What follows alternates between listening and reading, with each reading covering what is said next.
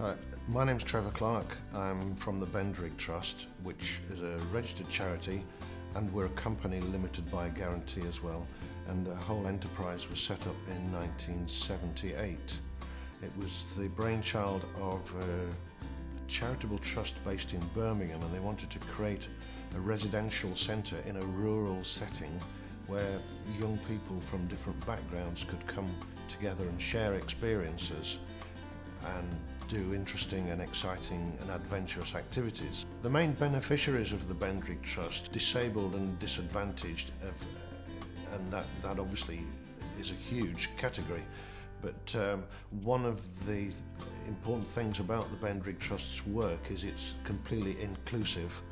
So we see people with physical disabilities, sensory disabilities, learning disabilities, and young people from disadvantaged backgrounds. The Bendrigg Trust is quite expensive to run. At the moment we're employing about 25 members of staff, but we make a charge to all the groups that come and stay with us, which covers probably about 75% of the running costs of the centre. So then on top of that we have to fundraise to create a balanced budget. In order for the Bendrigg Trust to survive, we rely heavily on grants to make it work. The staffing ratios for the activities mean that if we were to charge the full cost in order to cover all the staffing costs, the groups that we're targeting, which are mainly groups of people with disabilities or from social disadvantaged areas, they wouldn't be able to afford to come, so that would defeat the object. The grants that we apply for from grant-making trusts, I've sort of developed a relationship with all sorts of different grant-making trusts that we've delighted that they've been able to help us. And if you're successful with one grant-making trust because they like the work you do, it's likely that they'll be able to help you with funding in a couple of years' time when you've got another project. Fundraising for the Bendrigg Trust presents a huge set of challenges.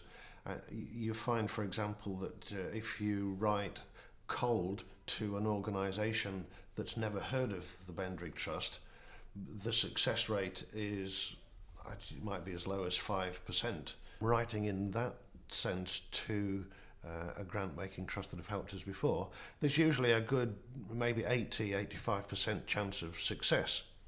Fundraising at Bendrigg can take many different forms, from a street collection to raise the profile of what we're doing at the centre, and that might only raise £400 or £500, and there are easier ways actually to raise £500. But the future of fundraising at the Bendrigg Trust, we've come to a sort of crossroads, I think, because I'm spending a huge amount of my time as the head of centre writing to grant-making trusts, and for the future I don't think that is, well, I know it's not sustainable.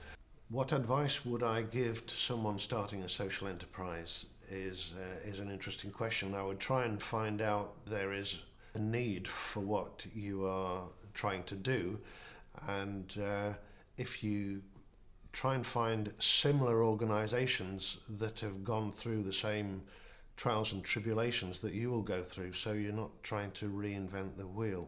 We've had a lot of help at Bendrigg in the past from higher education and further education organisations in terms of trainee programmes, getting students involved in projects at the Bendrigg Trust. So I think involving students in the work we do, I think the students that come from colleges and universities to work at Bendrigg, they might be our staff and trustees for the future.